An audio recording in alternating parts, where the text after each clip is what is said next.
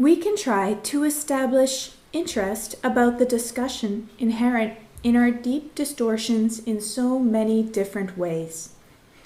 We can try the commercial way, perhaps by putting an introduction or a banner with the smiling girl, so someone will get attracted. Or maybe we can place there some strange slogan so to stimulate attention. We can try to engage the patterns of the social networking of nowadays, promoting this, promoting that, so to gain visibility, likes and hits. Yes, we can try all of those things. What's wrong with all of those things after all? Nevertheless, it seems that none of such techniques can possibly raise the full understanding that such a discussion, the analysis of our distorted psychological, therefore social facets, is not an entertainment, and it rather is something tremendously serious. Not serious in terms of severe, heavy, dark, and gloomy seriousness, but serious in terms of acts aimed to cultivate a fresh, mature, and solid reasoning, not permeable and corruptible by beliefs for the sake of our so conditioned intelligence.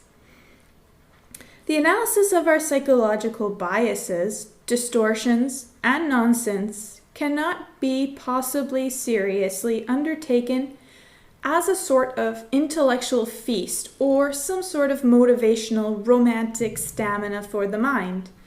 Something to merely say, "Oh wow, that made my day," and similar shallow sugarcoats.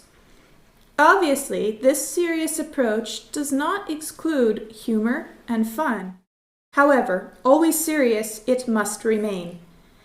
This is an analysis that has nothing to do with the twist of approval and disapproval, because it's based on facts, not on opinionated visions of the world.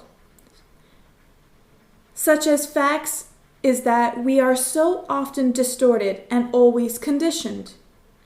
Also, this is not a show in which there is a certain speaker and someone who follows as a duck follows the main duck. On the contrary, while the speaker is not relevant and the contents are instead what's relevant, this serious investigation into our gamble with the psyche must be undertaken intimately and together. Most of us are completely unaware about how incredibly circumscribed we are, caught into the limits dictated by our conditionings, our manias, our illusions, faiths and delusions, supported by our pride, fallacious mnemonic images of ourselves, and stupid cultural labels. Most of us do not even acknowledge that most of our processes, if we can call that thinking at all, and therefore behavioral living, spring out from such an empire of biases and personal forms of mental littleness, confused with what we call our own personality. As well, most of us would probably laugh at these serious arguments by considering these things like some sort of irrelevant philosophy. Nevertheless, this inquiry, this investigation into our gamble with the psyche remains something incredibly urgent and important.